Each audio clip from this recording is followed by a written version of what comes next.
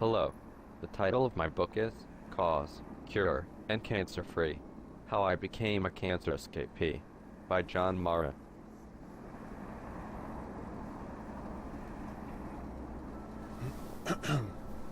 The first big unnerving blow hit me while I was standing over the toilet. It seemed as I reflected on the past handful of years that the stress had been accumulating like a snowball down a hill. I had dealt with the untimely loss of my brother in a motorcycle accident. I had sold my very lucrative construction business, glad to be rid of the strain it placed on my shoulders, only to find myself the owner of a small failing radio station that was practically hemorrhaging money. My wife Nancy, a political activist, had just had her email account hacked by an opposition hacktivist. And to top it all off, the IRS had just decided I was due for an audit.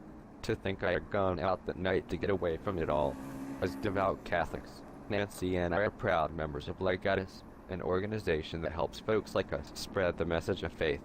At the dinner following that night's meeting, I had sought refuge from my constant tensions with a hearty meal.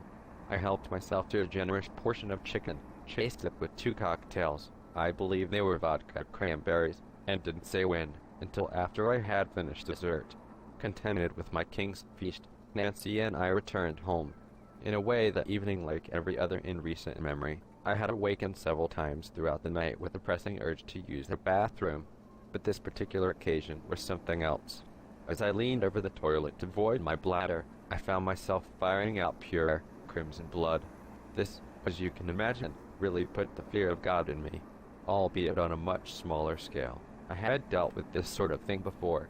For too long, urination had been an increasingly irritating process, complete with a little pink discoloration here and there. It had even begun to interfere in my relations with my wife. My concern was enough that I had already scheduled an appointment with my urologist due in another 6 days. But as this unadulterated blood incident had left me shaken and terrified, to be quite honest, the doctor agreed to address this emergency the very next day. That was in the summer of 2011. As I look back at that night, I can't help but think of all I didn't know at the time. I didn't know, for example, that shortly thereafter I would be diagnosed with aggressive bladder cancer. I had no idea then that professional medicine's treatment for such a disease promised to rob me of my dignity and my manhood, with no guarantee that any of it would actually cure me. Of course, it was that very same night that I began piecing the larger picture together. It would not be long before I came to appreciate how my seemingly endless stress was fatiguing my physical body, to the point that, in a sense, I had invited disease upon myself. It would also not be long before I would begin to understand the critical role diet would play in my journey towards healing. I would quickly learn that in overfeeding myself with all the wrong foods, I was likewise feeding my cancer. I had soon come to understand that I had given myself this illness, and that with a better understanding of the problem, a lot of resolve, and endless faith, I could also cure myself more effectively than any traditional medical treatment. For those rusty on their Bible studies, I would like to remind you that the literal meaning of gospel is good news. It was the mission of the apostles to spread the good news of the Lord. So too am I on a mission to share all I have discovered. While many would consider cancer diagnosis a death knell, I am grateful for the experience. It has made me wiser, stronger, and as I continue to put into practice the lessons I have learned, a perfectly healthy man to this day. All of this puts me in an ideal position to teach others how to do what I have done, to give them the information they need to healthfully conquer tension and heal themselves. I know it all seems daunting. What can any person in today's world really do to rid himself of stress? How do we avoid the endless temptations of foods that taste good but ravage our bodies? We might even suspect that cancer and other chronic ailments are but the unavoidable price we must pay for our toil and our dinners.